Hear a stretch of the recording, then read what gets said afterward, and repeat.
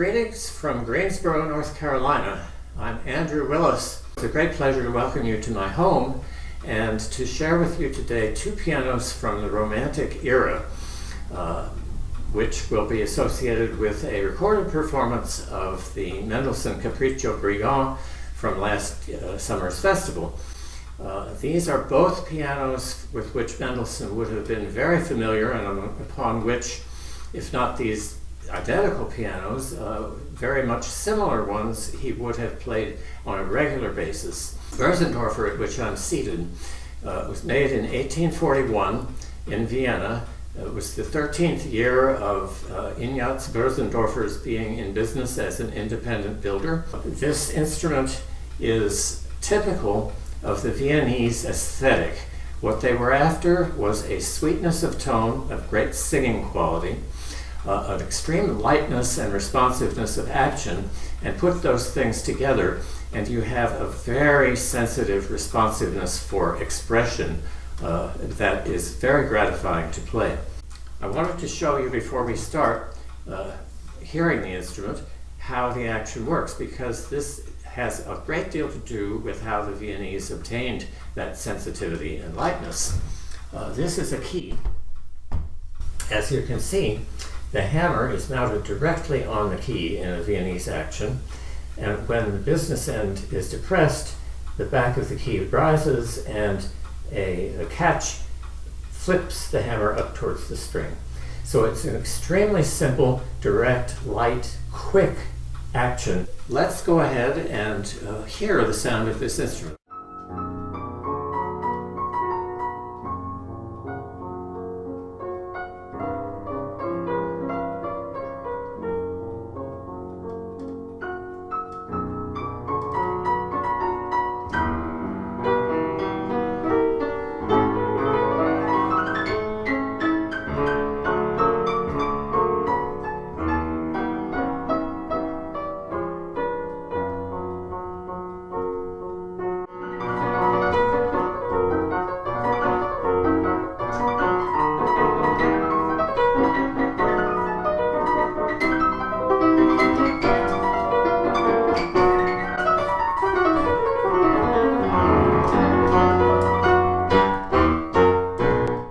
We've now moved to the Pleyel. This, again, is an original historical instrument built in Paris in 1848. This instrument has a more outspoken aesthetic than the Viennese did. And one of the reasons is that it has metal reinforcement on the interior, giving it tremendous rigidity and strength. An effect of which is to enable a much higher string tension and therefore a louder volume. I can show you basically how the action is set up to work, and it's completely different from the Viennese conception. In this piano, this is known as the English single action. This is the single escapement. Basically, the hammers are mounted on this rack that runs along the instrument, and individually they are not connected to the keys, but they are pushed up from below. And so, to take an example,